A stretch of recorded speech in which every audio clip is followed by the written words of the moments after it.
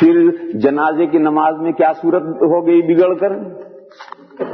جنازے کی نماز خود دعا تھی، لیکن جب ہم نہیں سمجھے کہ یہ دعا ہے تو مسلمانوں نے اس کے بعد ایک دوسری دعا شروع کی۔ وہ دعا بھی کیسے ہوتی ہے؟ ایک مجمع کھڑا ہے، امام صاحب زور سے جہرن دعا کرتے ہیں اور انہوں نے قرآن کریم کے سارے ربنا یاد کر رکھے ہیں، اور امام صاحب بھی سمجھتے نہیں ہیں کہ میں کیا مانگ رہا ہے، اور جب تک وہ سارے ربنا ختم نہیں ہوں گے سب ہاتھ نہیں پھرے گا، اور سب لوگ آمین کہاں کہیں گے؟ جہاں امام صاحب کا سانس ٹوٹا، چاہے موقع ہو یا نہ موقع ہو، بس وہاں سب جگہ آمین کہیں گے۔ دیکھو میرے بھائیو، جو چیز تھی یوں رسمیں بن گئی اور روح ختم ہو گئی، یوں رسمیں ختم ہو گئی اور روح ختم ہو گئی۔ تو جنازہ ایک دعا تھی، اس کو یوں سمجھے نہیں، اس کے بعد جو دعا نکلی اس دعا کو بھی ایک رسم بنا دیا۔ حالانکہ اصل جو اسلام کے جو طریقہ تھا وہ کیا تھا کہ جنازے کی نماز ادا کرو، یہی میت کے لیے دعا ہے، کمپلیٹ دعا ہے۔ پھر اس کے بعد کیا کرنا ہے؟ اس کے بعد جنازہ اٹھاؤ، قبرستان جاؤ، قبرستان میں میت کو قبر میں رکھ کر سب قبر بند ہو جائے۔ تو حضور ابو داؤد شریف میں حدیث ہے، حضور اکرم صلی اللہ تعالی علیہ وسلم نے ایک موقع پر قبرستان میں جب میت کو دفن کر کے قبر بند ہو گئی تو حضور نے تمام صحابہ سے یہ فرمایا کہ صلوا لأخیکم التثبیت فإنہ الآن یسأل۔ استغفروا لأخیکم، یہ جملہ بھی ہے، استغفروا لأخیکم وصلوا لہ التثبیت فإنہ الآن یسأل۔ حضور نے فرمایا اپنے بھائی کے لیے مغفرت طلب کرو، بخشش طلب کرو، اور خاص طور پر یہ دعا مانگو کہ اب اس میت سے جو سوال جو جواب ہونے ہیں ان سوال جواب میں اللہ تعالیٰ اس کو صحیح جواب دینے کی توفیق عطا فرمائے۔ کیوں؟ حضور نے فرمایا کہ یہ میت اب یعنی یہاں سے ہمارے ہٹتے ہی جو ہی ہم یہاں سے ہٹیں گے کہ اس سے سوال جواب شروع ہو جائیں گے۔ فَإِنَّهُ الْآنَ يُسْأَلُ، اس میت سے بس ابھی سوال جواب شروع ہونے ہیں۔ لہذا حضور نے فرمایا کہ دو دعائیں کرو، ایک تو اپنے بھائی کے لیے گناہ کی بخشش طلب کرو، استغفروا لأخیکم، اپنے بھائی کے لیے دعائے مغفرت کرو، اور دوسری وصلوا لہ التثبیت، اور اس کے لیے تثبیت کی دعا کرو کہ جو سوال اس سے ہو اس کا صحیح جواب دینے کی اللہ اسے توفیق عطا فرمائے، اس کے دل کو مضبوط کریں اور یہ گھبرا نہ جائے اور بالکل صحیح جواب دے، ایسی اللہ اسے توفیق عطا فرمائے، یہ دعا کرو۔ یہ حاضرین سے کہنے کا کیا مطلب؟ یہ بہت چھوٹا سا پوائنٹ ہے، اس پر غور فرمائیں، آپ حضرات بہت سمجھدار حضرات ہیں، ایک چھوٹا سا پوائنٹ ہے اس پر غور فرمائیں۔ حضور نے حاضرین میں اعلان کیا، اس اعلان کا کیا مطلب؟ اس اعلان کا مطلب یہ ہے کہ ہر آدمی اپنے دل میں دعا کرے گا، ہر آدمی اپنے دل میں دعا کرے گا، اور اگر حضور نے ہاتھ اٹھا کر کے خود دعا مانگی ہوتی تو پھر لوگوں کو تو آمین آمین کہنی ہے، انہیں یہ ہدایت کرنے کی ضرورت ہی کیا ہے کہ یہ دو دعائیں کرو، یہ کہ ہدایت کرنے کی ضرورت کیا ہے؟ حضور تو عربی جانتے ہیں، سارا مجمع عربی جانتا ہے، حضور جو دعا کریں گے اسے وہ سمجھیں گے، اس پر آمین کہیں گے، انہیں کوئی ہدایت کرنے کی ضرورت ہی نہیں ہے۔ ان کو یہ ہدایت کرنا مجمع کو کہ یہ دو دعائیں مانگو، اس کا مطلب ہے کہ سارا مجمع اپنے دل میں دعا مانگے گا، چاہے ہاتھ اٹھا کر مانگے چاہے بغیر ہاتھ اٹھا کر مانگے، یہ دعا ہے۔ بس یہ دو دعائیں سنت سے ثابت ہیں، دو، ایک تو نماز جنازہ، یہ تو نماز جنازہ خود دعا ہے، ایک تو یہ ثابت ہے، اور پھر یہ قبر بند کرنے کے بعد میں یہ دو دعائیں میت کے لیے کرنا۔ اس کے بیچ میں جتنی دعائیں بڑھا دی وہ ہم لوگوں نے بڑھا دی کہ جنازے کے بعد فوراً ایک دعا اور بڑھا دی، پھر بعض لوگوں نے کہا کہ نہیں یہ کافی نہیں ہوئی، پھر میت دفن کرنے کے بعد پھر سارا مجمع پھر وہاں بھی وہ ہاتھ اٹھا کر دعا ہے، اور ایک آدمی کچھ عربی دعائیں پڑھ رہا ہے، وہ کیا پڑھ رہا ہے وہ بھی نہیں جانتا، مجمع بھی نہیں جانتا۔ جب میت کو دفن کرنے کے بعد قبر بند کرنے کے بعد ہم لوگ دعائیں مانگتے ہیں تو دعا مانگنے والا بھی نہیں سمجھتا کہ میں کیا دعا مانگتا ہوں، اور سننے والے بھی نہیں سمجھتے کہ کیا دعا مانگی جا رہی ہے، بس وہ سارے دعا قرآن و حدیث کے ربنا یاد کر رکھے ہیں، وہ سارے پورے ہو جائیں گے وہاں تک دعا مانگنی۔ پھر کچھ لوگوں نے ایک دعا اور بڑھائی کہ جب وہاں سے قبر سے ہٹو تو قبرستان کے دروازے پر جا کر 40 قدم ہٹ کر قبرستان کے دروازے پر رک کر پھر دعا مانگو. تو ایک دعا اور ہمارے ہندوستان پاکستان میں مانگی جاتی ہے قبر سے 40 قدم ہٹ کر کے قبرستان کے دروازے پر. پھر کچھ لوگوں نے ایک دعا اور بڑھائی کہ پھر سب میت کے گھر پہنچو اور میت کے گھر پہنچ کر دعا مانگ کر پھر اپنے اپنے گھر جاؤ. یہ اتنی ساری دعائیں لوگوں نے بڑھا ڈالی اور نتیجہ کچھ نہیں.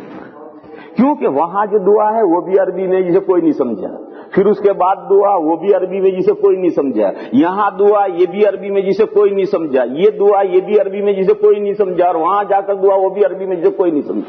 مانگی تو کسی نے دعا ہے ہی نہیں. میرے بھائیو, دعا وہ ہے جو آپ سچے دل سے ایک مرتبہ اپنی زبان میں اللہ سے کہنے کہ میرے مولا یہ میرے میت ہے, اس کو بخش دیجیے, اس گنہگار کو بخش دیں. بس اتنا جملہ آپ اپنے سچے دل سے کہہ دیں, بس یہ ہے دعا. لمبی چوڑی دعا کی ضرورت نہیں ہے, آپ کے سچے دل سے یہ دعا نکلنی چاہیے کہ خدا اس میت کو بخش دیں.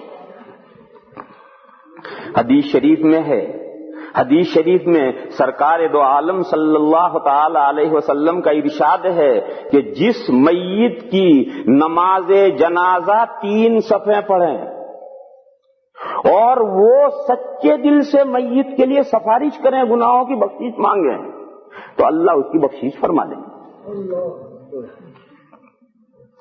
ایک حدیث تو یہ ہے کہ 3 صفحے. ایک دوسری حدیث شریف کے الفاظ یہ ہیں کہ جس میت کا جنازہ 100 آدمی یا زیادہ جنازہ پڑھیں اور اس کے لیے سچے دل سے سفارش کریں اللہ سے کہ خدایا اس میت کو بخش دیجیے, تو اللہ اسے بخش دے.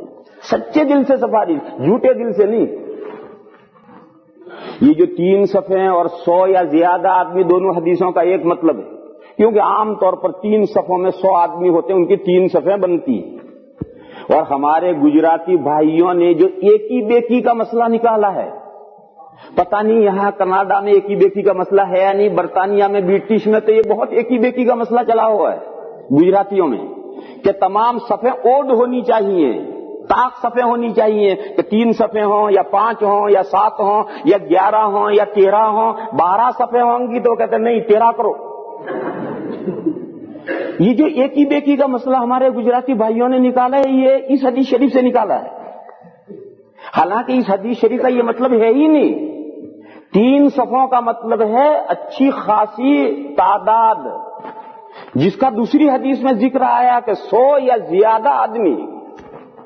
یہ مطلب ہے ان 3 کا, 3 صفوں کا. اور تھوڑے ہوں مثلا 15 آدمی ہوں 15 ہوں تب بھی 3 صفحے تو بنانی چاہیے. اور یہ 3 صفحے کیوں بنانی ہیں؟ اس حدیث شریف کے جو راوی صحابی ہیں وہ صحابی ایسا کرتے تھے کہ اگر کسی جنازے میں جنازہ پڑھنے والے کم ہوتے تھے تب بھی ان کو 3 صفحے بناتے تھے اور اللہ کے فضل سے امید باندھتے تھے کہ اللہ بخش دیں. تو 3 تک تو ٹھیک ہے, لیکن 3 سے آگے جتنی بھی صفحے ہو جائیں پھر ایکی بیکی اوڈ کا کوئی مسئلہ نہیں. 10 ہو جائے تو کیا ہے, 11 ہو جائے تو کیا ہے, 12 ہو جائے تو کیا ہے, 13 ہو جائے تو کیا ہے, 14 ہو جائے تو کیا ہے, آگے ایکی بیکی کا کوئی مسئلہ نہیں ہے. اور پورے دنیا میں کہیں بھی مسلمانوں میں ایکی بیکی اور یہ اوڈ کا مسئلہ نہیں چلتا, یہ ہمارے گجراتی بھائیوں میں ہی چلتا ہے. اور بعض گجراتی کتابوں میں یہ مسئلہ لکھ دیا گیا ہے. تو اس لیے اچھی طرح سے اس مسئلے کو سمجھ لو کہ دین اور شریعت وہ ہے جو ساری دنیا میں ہے, صرف گجرات میں ہے وہ دین اور شریعت نہیں. دیکھو یہ قاعدہ کلیہ سمجھاؤں, لیکن اس قاعدے کلیے کو جاری کرتے ہوئے ذرا سوچ سمجھ کر جاری کیجیے, اس لیے کہ تمام قاعدے کلیے اندھے کی لاٹھی ہوتے ہیں. اندھا لاٹھی لے کر چلتا ہے, وہ لاٹھی کہاں گرے اللہ جانے کہاں گرے. یہ قاعدہ کلیہ سمجھاؤں. وہ عمل جو ساری دنیا کے مسلمان کرتے ہیں وہ عمل شرعی ہے اور سنت ہے اور اسلامی عمل ہے.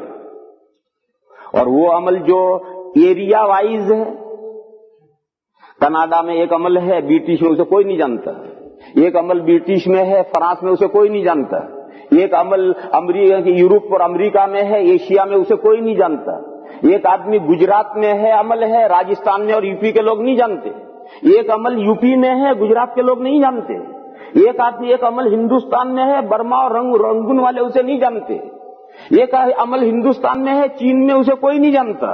یہ اسلامی عمل نہیں ہے، اس لیے کہ اسلام کا مدار دو چیزوں پر ہے، قرآن اور حدیث پر، اور قرآن اور حدیث پوری دنیا میں ہے.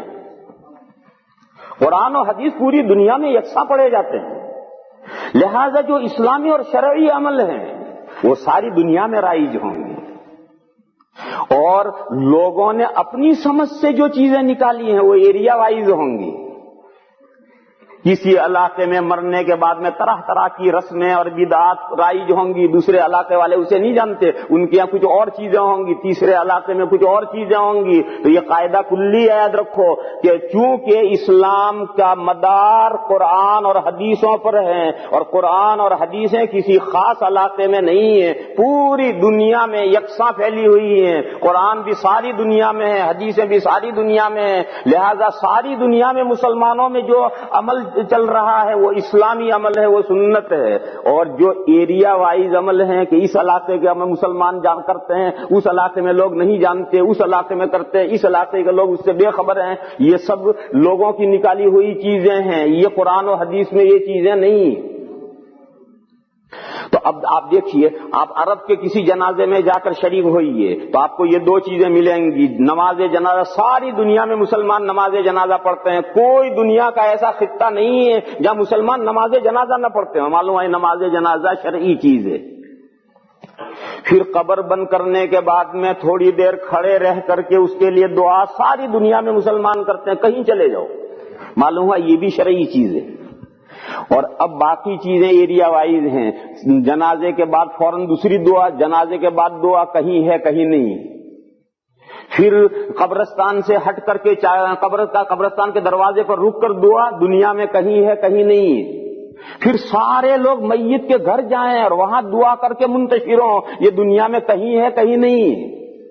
تو یہ جو باتیں جو کہیں ہیں دنیا میں اور کہیں نہیں ہے، یہ ایک موٹی سی علامت ہے اس بات کی کہ یہ قرآن و حدیث کی باتیں نہیں ہیں. اگر یہ قرآن و حدیث کی باتیں ہوتی تو قرآن و حدیث تو ساری دنیا میں ہے، لہذا یہ عمل ساری دنیا میں ہونا چاہیے. یہ قاعدہ کلیہ میں نے بتایا ہے، مگر ہر قاعدہ کلیہ کو جاری کرنا ہر ایک کے بس کا نہیں ہے. وہ قاعدہ کلیہ جاری کرتے ہو تو بہت سی جگہ پر آدمی غلطی کرتا ہے.